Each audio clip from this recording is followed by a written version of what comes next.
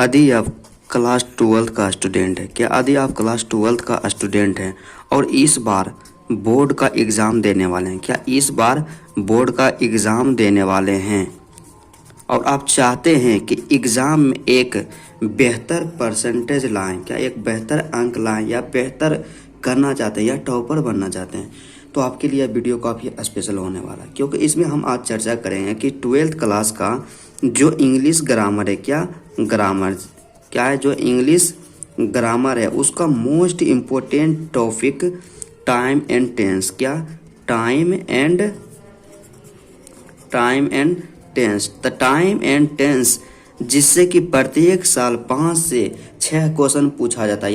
यह जो है आज का क्लास टाइम एंड टेंस का 5वां क्लास है। क्या आज का क्लास टाइम एंड टेंस का 5वां क्लास है। यदि आप इस चैनल पे नए हैं तो चैनल को सब्सक्राइब कर लीजिए और जो भी क्लास टाइम एंड टेंस का पढ़ाया गया है प्लेलिस्ट में जाके उसको देख लीजिए, क्योंकि आप बेहतर तभी कर सकते हैं जब सभी सब्जेक्ट में आपका बैलेंस होगा।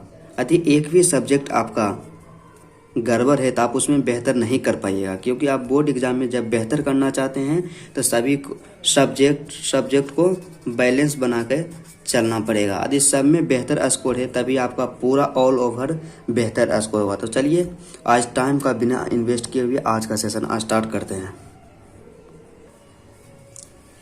आज हम सब पढ़ेंगे कि प्रेजेंट परफेक्ट कंटिन्यूअस टेंस, क्या प्रेजेंट परफेक्ट कंटिन्यूअस टेंस।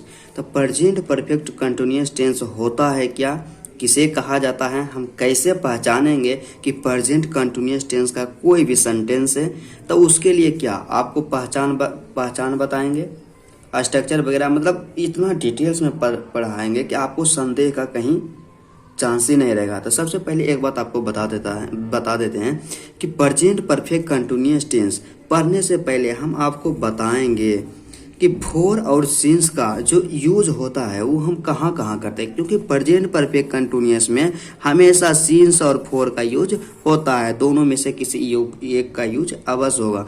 तो इसलिए जानना बहुत ज़रूरी है, क्योंकि पढ़ना बहुत ज़रूरी है कि सिंस और फोर का यूज कहाँ करेंगे, क्योंकि जब हम प्रेजेंट परफेक्ट कंटिन्यूअस टेंस बताना स्टार्ट करेंगे तो वहाँ पे सिंस और फोर का प्रयोग कर देंगे तो आप कंफ्यूज हो जाइएगा। इसलिए सबसे पहले फोर का प्रयोग कहाँ होता है, सिंस का प्रयोग कहाँ होता है, इसको विस्तार पूर्वक पढ़ते हैं और एक बार पढ़ने के बाद दोबारा भूलने का कोई चांस ही नहीं।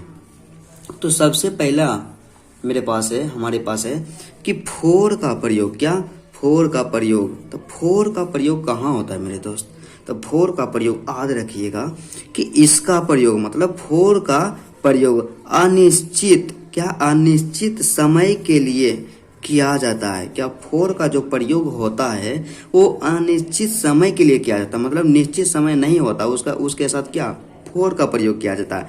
जैसे बोल दिया 4 घंटों से, क्या 4 घंटों से, 4 दिनों से, क्या 4 घंटों से, 4 दिनों से, 5 वर्षों से। तो सबसे पहले यहाँ बोले कि 4 घंटों से निश्चित है कि 4 घंटा कब, आज का 4 घंटा कि कल का 4 घंटा कि परसों का 4 घंटा, कोई निश्चित टाइम नहीं है, मतलब अनिश्चित समय है, इसलिए इसके साथ क्या लगेगा, फोर लगेगा। जैसे बोल देता 10 घंटों से, तो 10 घंटा क्या कोई निश्चित समय नहीं है। बोलता 8 घंटों से, अनिश्चित समय, मतलब जब निश्चित समय नहीं हो तो वहाँ पे हम लोग हमेशा फोर का प्रयोग करेंगे। किसका प्रयोग करेंगे, फोर का प्रयोग करेंगे। अब बोल देगा कि 4 दिनों से, तो 4 दिन कब, 4 दिन मतलब पहले किस महीना वाला 4 दिन, मतलब मई का 4 दिन या अप्रैल का 4 दिन या आज के बाद जो 4 दिन होगा, इस तरह से कुछ नहीं ना बोला, मतलब 4 दिनों से। तो कौन सा 4 दिन, ये तो निश्चित नहीं बोला, मतलब अनिश्चित समय का बोध हो रहा है।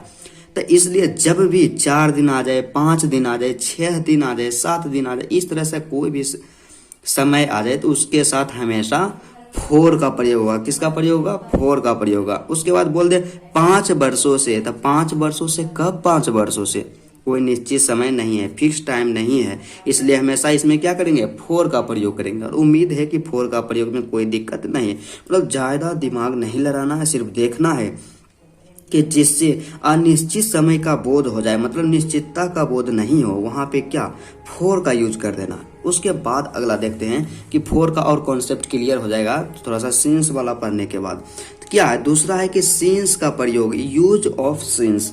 यूज ऑफ सीन्स मतलब सीन्स का जो प्रयोग कहाँ कहाँ होता है। तो सबसे पहले आप देखिए कि सीन्स का प्रयोग निश्चित समय के लिए किया जाता है, इतना याद रखना है। क्या, सीन्स का प्रयोग निश्चित समय के लिए किया जाता है। जैसे एक दूसरे का अपोजिट है कि फोर का प्रयोग हुआ अनिश्चित समय के लिए, लेकिन सीन्स का जो प्रयोग होगा वो निश्चित समय के लिए होगा। क्या, निश्चित समय के लिए मतलब फिक्स जो टाइम रहेगा ना, उसके लिए हमेशा किसका प्रयोग होगा, सीन्स का प्रयोग होगा। और उसके बाद इसका एक ट्रिक है। क्या ट्रिक है, इसको शॉर्ट में याद रखना है कि भाई निश्चित समय कौन कौन हो सकता है। तो निश्चित समय में ने कैलेंडर रहेगा। क्या, कैलेंडर मतलब कैलेंडर में क्या रहता है, कोई डेट रहता है। तो कैलेंडर के मतलब कोई भी रहे, कैलेंडर से रिलेटेड आए टाइम तो हो गया निश्चित समय।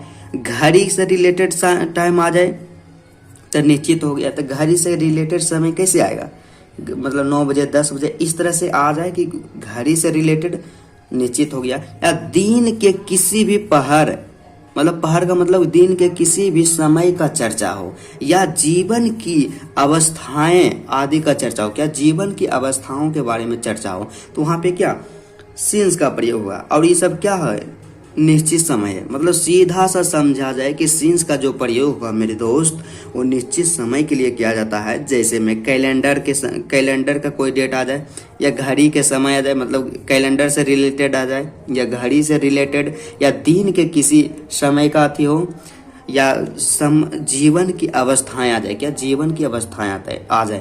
तो आप सबसे पहले देखिए इसमें पढ़ते हैं कि कैलेंडर में क्या क्या आ सकता है, घड़ी में क्या क्या आ सकता है, दिन के पहर मतलब दिन के समय में क्या क्या आ सकता है, और है कि जीवन की अवस्थाएं में क्या क्या आ सकता है। तो चलिए इसको एक माइंड मैप के द्वारा समझते हैं। क्या, माइंड मैप के द्वारा हम इसको समझने का प्रयास करते हैं। तो इसको समझने का प्रयास करते हैं। सबसे पहले हमारे पास है कि सीन्स का प्रयोग।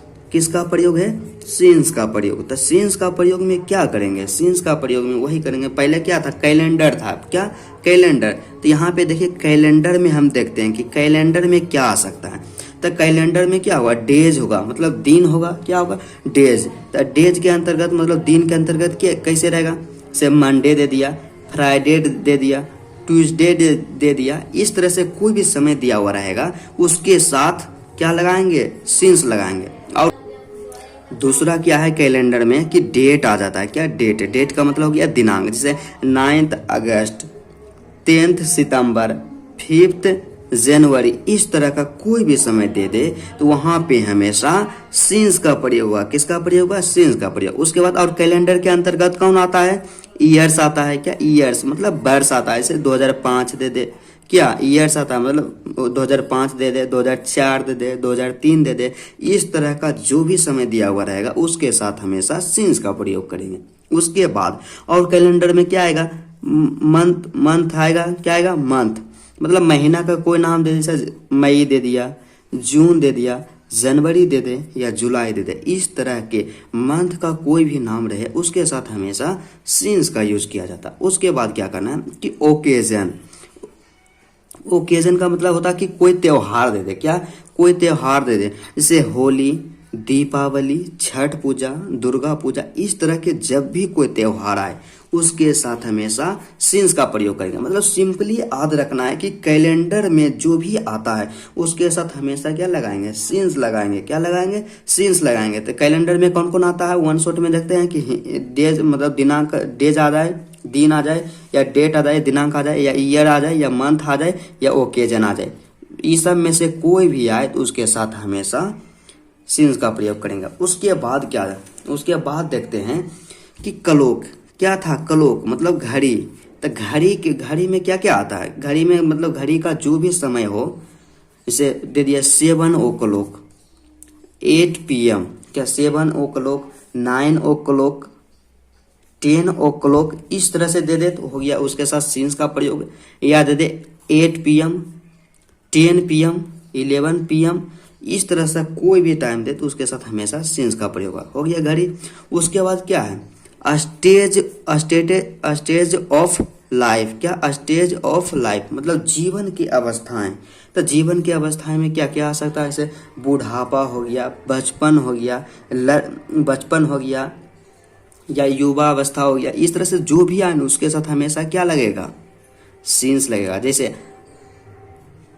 इन्फेंसी, तो इन्फेंसी का मतलब होता है बचपना, क्या होता है, बचपन होता है। इन्फेंसी का मतलब होता है बचपन। तो बचपन क्या है, स्टेज ऑफ लाइफ है मतलब जीवन की एक अवस्था है बचपन। तो इसलिए हमेशा इन्फेंसी के साथ क्या लगेगा, सीन्स लगेगा। उसके बाद चाइल्डहुड आ जाए, तो चाइल्डहुड क्या है, इसका भी मतलब होता है बचपन। क्या होता है, बचपन या बचपना होता है। तो इसके भी साथ क्या होगा, सीन्स लगेगा। मतलब सिंपली समझना है कि जीवन की कोई भी अवस्था दे दे ना उसके साथ हमेशा क्या लगाएंगे, सीन्स लगाएंगे। उसके बाद क्या है कि पार्ट ऑफ ईच डे, क्या पार्ट ऑफ ईच डे वही है कि दिन के पहाड़, क्या दिन के पहाड़ मतलब दिन का कोई भी भाग दे देना है, क्या दिन का कोई भी भाग दे दे उसके साथ हमेशा क्या लगाएंगे, सीन्स लगाएंगे। जैसे मॉर्निंग दे दिया, इवनिंग दे देगा, बोल देगा लास्ट नाइट, क्या बोल देगा लास्ट नाइट, दे देगा नून।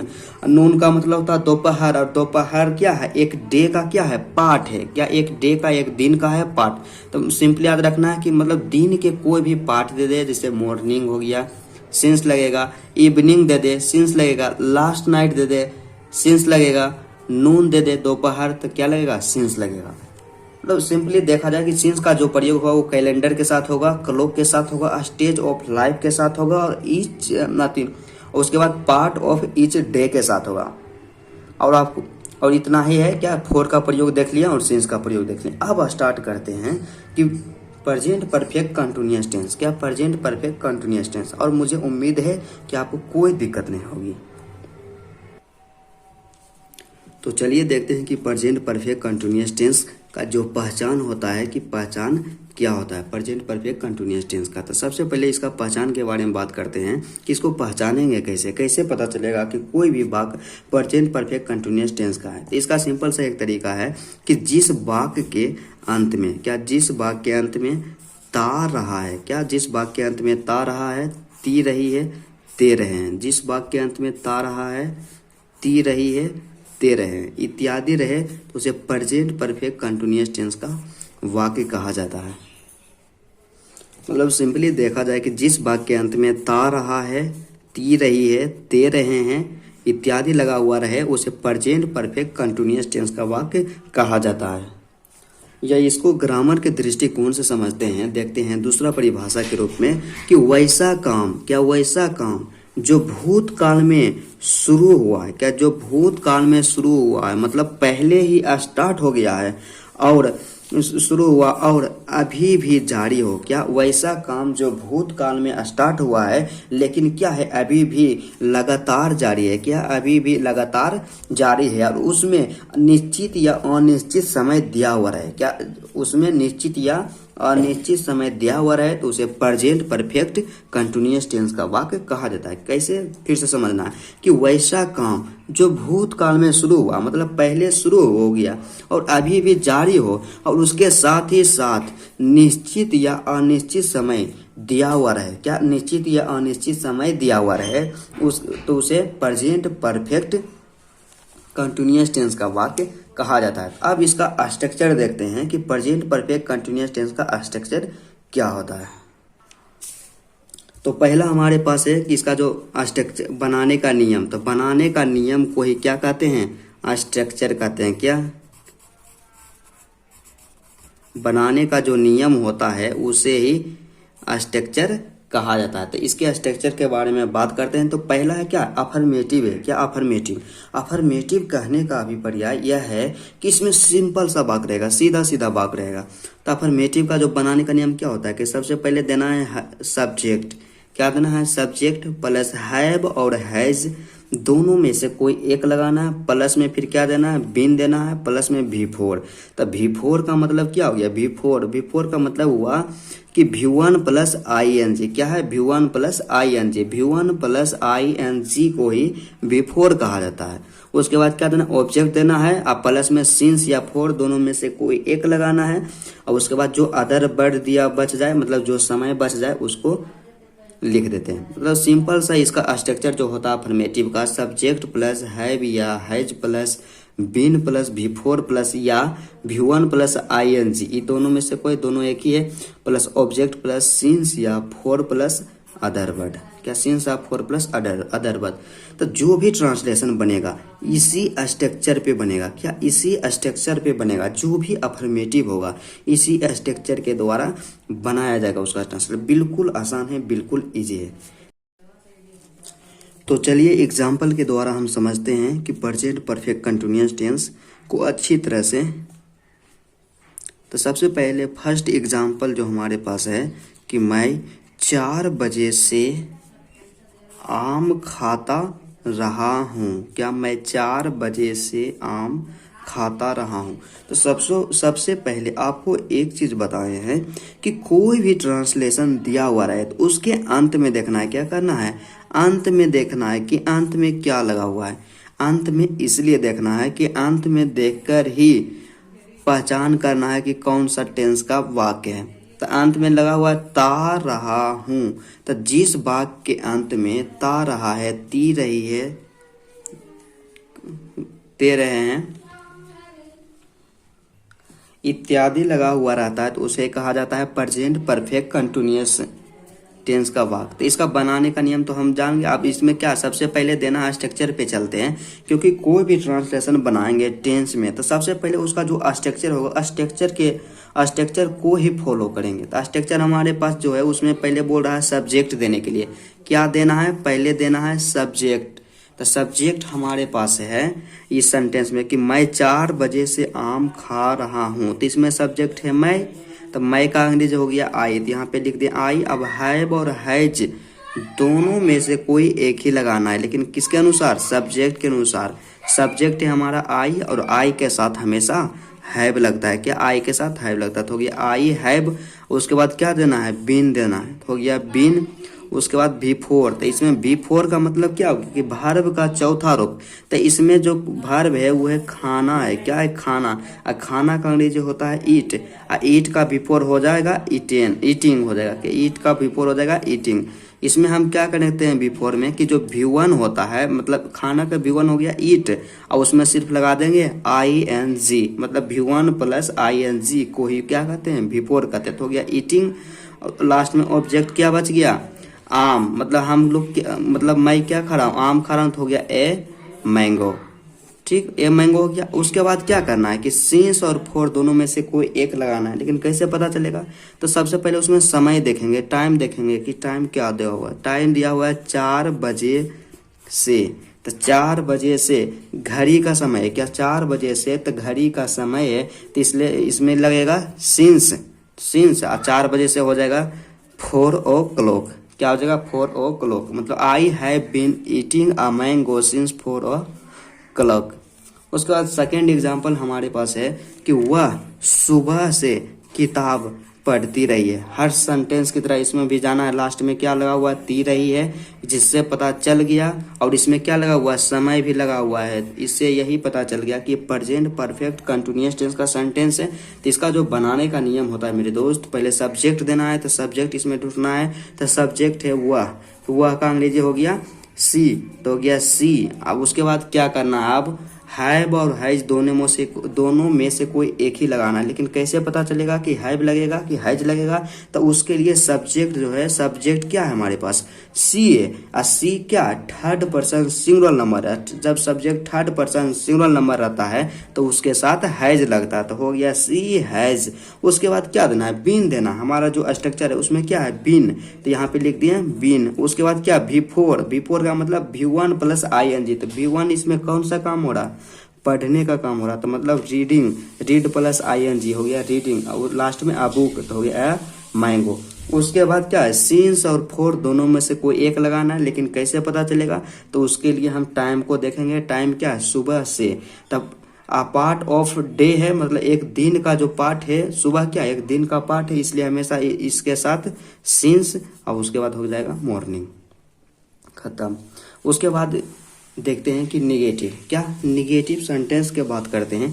तो निगेटिव सेंटेंस कहने का मतलब यही हुआ कि उसमें क्या लगा हुआ रहेगा, उसमें लगा हुआ रहेगा नहीं। निगेटिव का मतलब क्या हुआ, उसमें नहीं लगा हुआ रहेगा।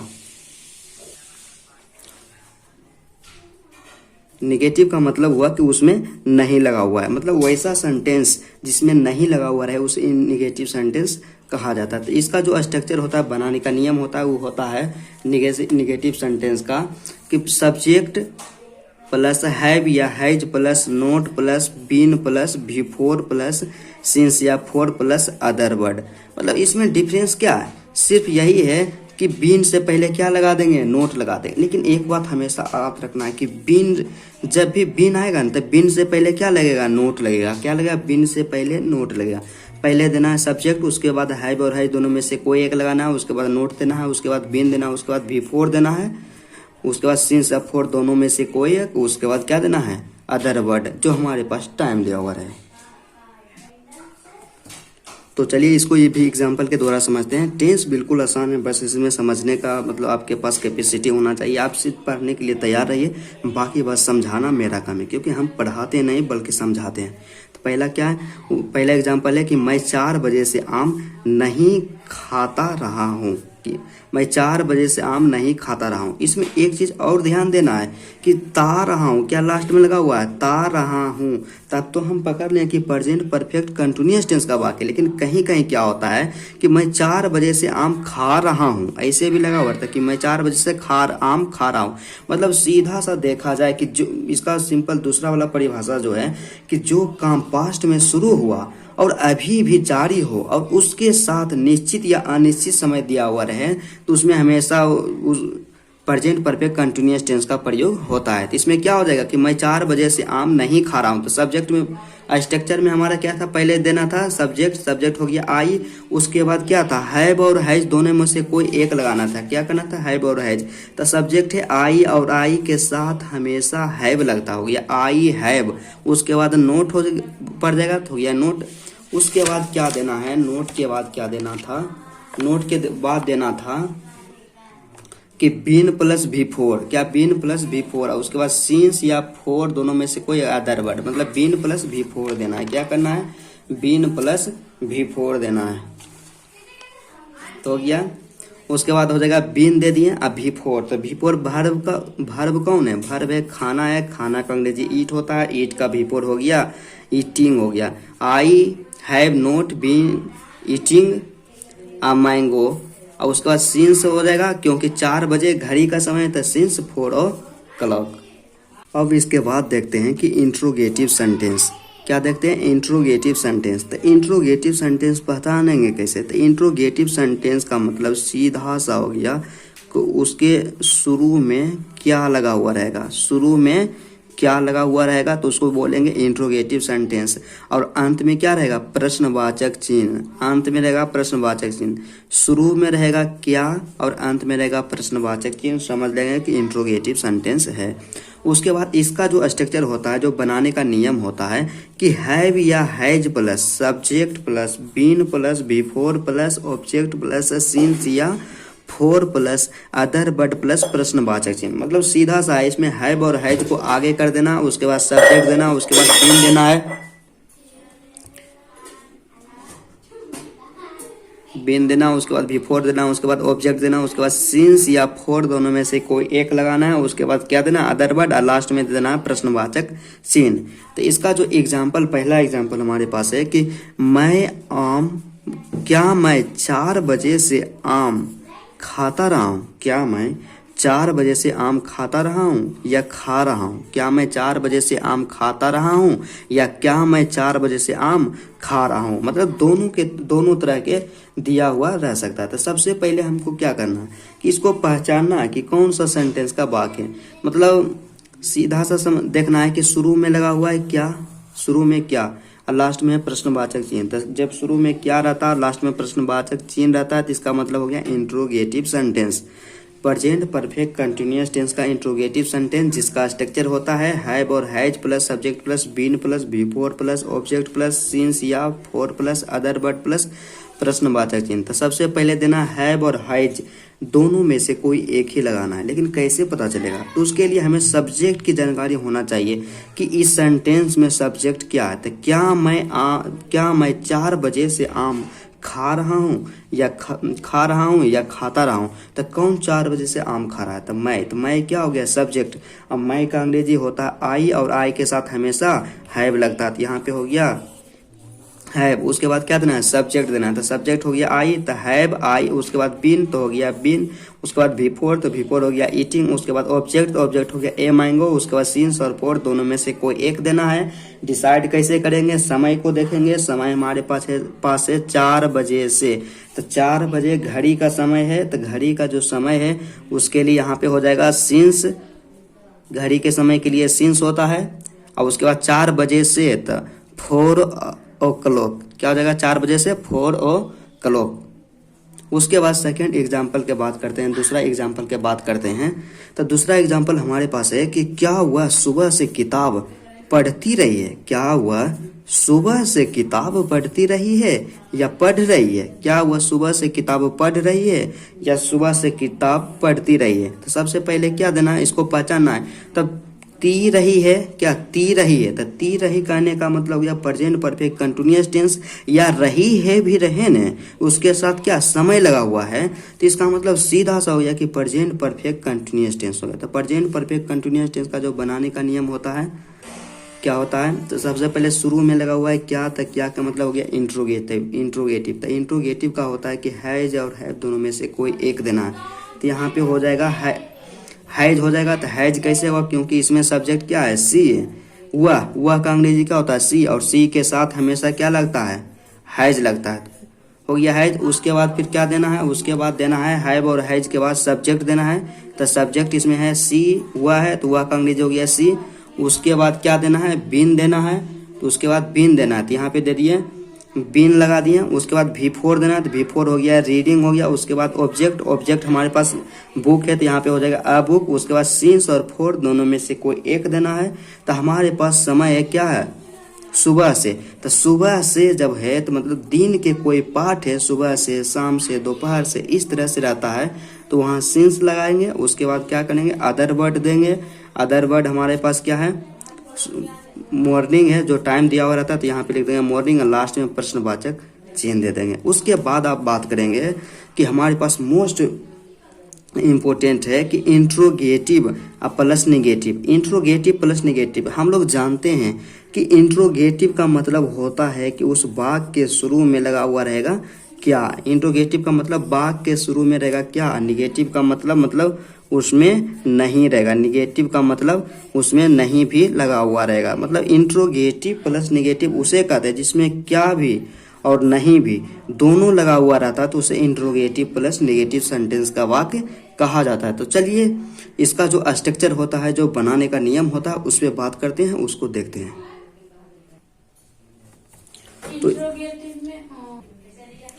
तो चलिए इसका जो बनाने का नियम होता है, जिसे स्ट्रक्चर भी कहा जाता है, तो वो होता है कि हैव और हैज दोनों में से कोई एक लगाएंगे। उसके बाद प्लस में सब्जेक्ट, उसके बाद नोट देंगे, उसके बाद बीन देंगे, उसके बाद V4 देंगे, उसके बाद ऑब्जेक्ट देंगे, फिर उसके बाद सिंस और फोर दोनों में से कोई एक लगाएंगे। उसके बाद अदर वर्ड, अर्थात हमारे पास जो समय दिया हुआ रहेगा, और उसके बाद क्या देंगे? प्रश्नवाचक चिन्ह देंगे।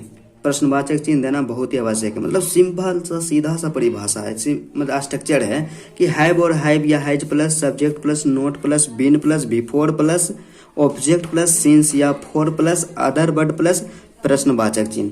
पहला एग्जाम्पल की बात करें, पहला एग्जाम्पल देखते हैं हमारे पास है कि क्या मैं 4 बजे से आम नहीं खा रहा हूँ। क्या मैं 4 बजे से आम नहीं खा रहा हूँ या खाता रहा हूँ। तो सबसे पहले इसका पहचान हो गया कि लास्ट में लगा हुआ ता रहा हूँ। तो ता रहा हूँ का मतलब हो गया प्रेजेंट परफेक्ट कंटिन्यूअस टेंस। ये आदि अंत में रहा हूँ भी है और इसके साथ क्या समय लगा हुआ है, तो इसका मतलब प्रेजेंट परफेक्ट कंटिन्यूअस टेंस। तो इसका जो बनाने का नियम होता है कि सबसे पहले क्या देना है कि have present perfect continuous tense हुआ। उसके बाद शुरू में लगा हुआ है क्या का मतलब हो गया इंट्रोगेटिव, और उसके बाद इसमें नहीं भी लगा हुआ है, तो इंट्रोगेटिव प्लस नेगेटिव सेंटेंस का बनाने का नियम होता है कि हैव और हैज दोनों में से कोई एक देना है, लेकिन किसके अनुसार? सब्जेक्ट के अनुसार। तो सब्जेक्ट इसमें क्या है? इसमें सब्जेक्ट है कि मैं। अब मैं का अंग्रेजी होता है आई, और आई के साथ हमेशा क्या लगता है? हैव लगता है। तो यहाँ पे दे दिए हैव।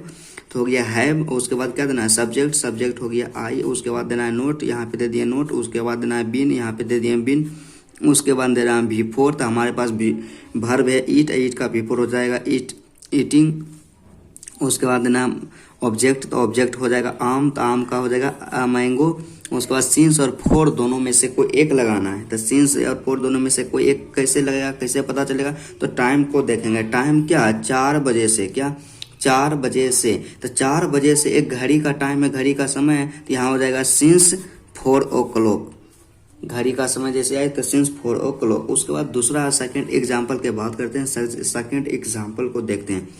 तो दूसरा एग्जाम्पल हमारे पास है कि क्या राम 5 वर्षों से Ayodhya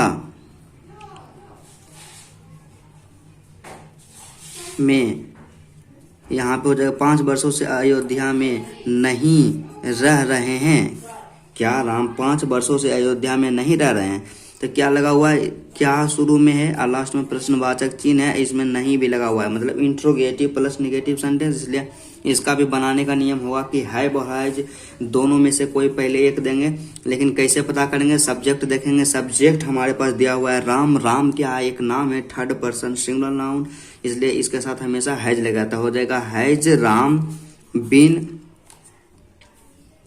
has Ram been, has Ram यहाँ पे हो जाएगा not, has Ram not been living in Ayodhya for 5 years, क्योंकि यहाँ के 5 वर्षों से, तो 5 वर्षों से जो समय निश्चित फिक्स टाइम नहीं है, अनिश्चित समय है, तो अनिश्चित समय रहता तो यहाँ पे लगा देंगे 4 5 years।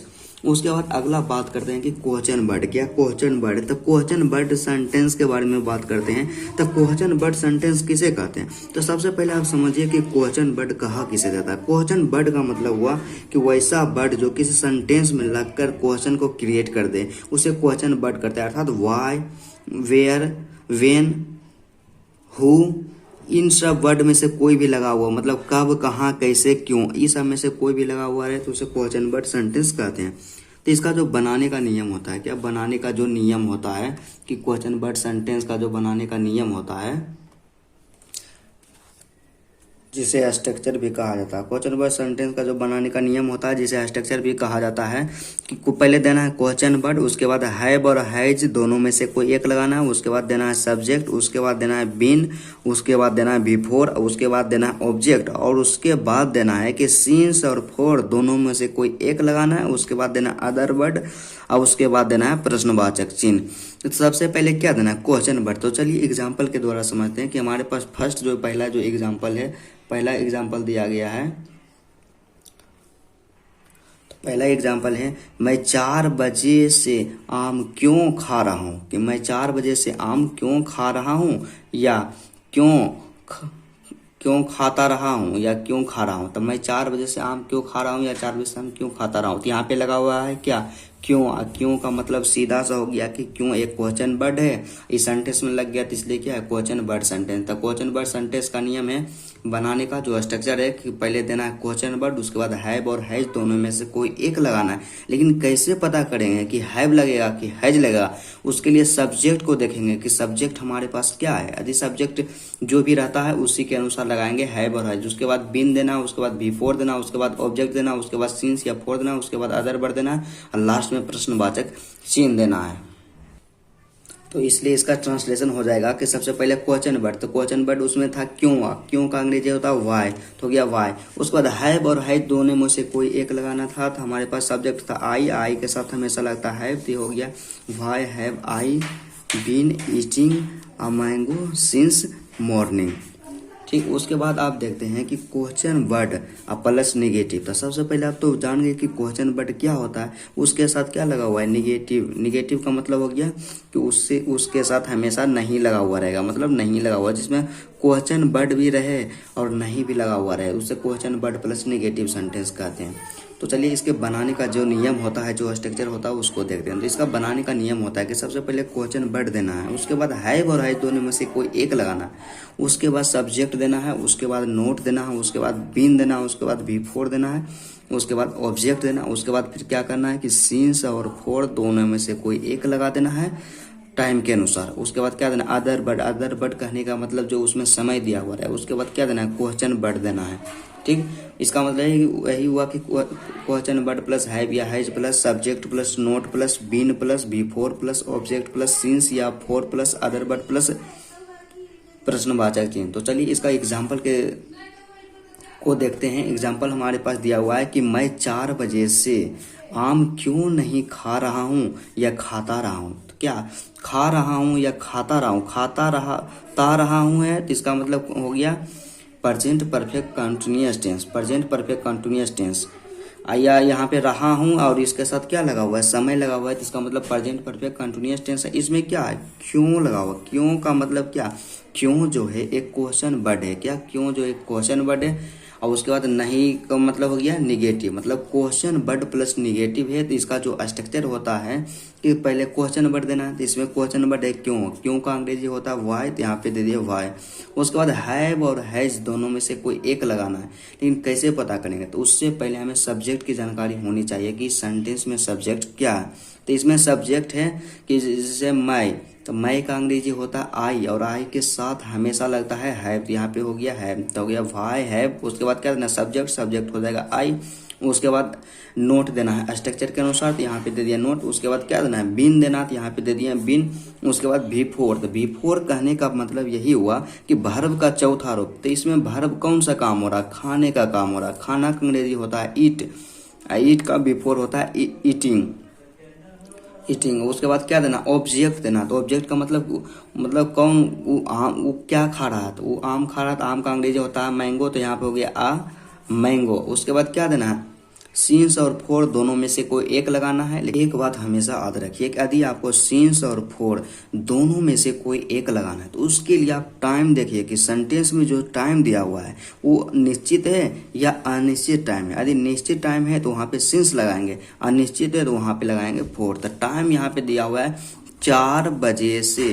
तो 4 बजे से का मतलब क्या हो गया कि घड़ी के एक फिक्स समय के बारे में बोल रहा है कि 4 बजे से। जब घड़ी का बोध हो जाए, घड़ी मतलब कहने के जैसे 4 कोई ऐसा समय रहे जिससे घड़ी का बोध हो जाए, तो वहाँ पे यहाँ पे 4 बजे है, तो 4 बजे क्या है, एक फिक्स टाइम है। यहाँ पे लिख दिया सिंस, यहाँ पे लग गया सिंस। उसके बाद क्या देना, अदर बर्ड में हमेशा क्या आता है, टाइम आता है। तो टाइम यहाँ पे क्या है, 4 बजे से दिया हो जाएगा 4 और क्लॉक। लास्ट में क्या देना, प्रश्नवाचक चिन्ह, यहाँ पे दे देना प्रश्नवाचक चिन्ह। तो चलिए आज का सेशन यहीं तक।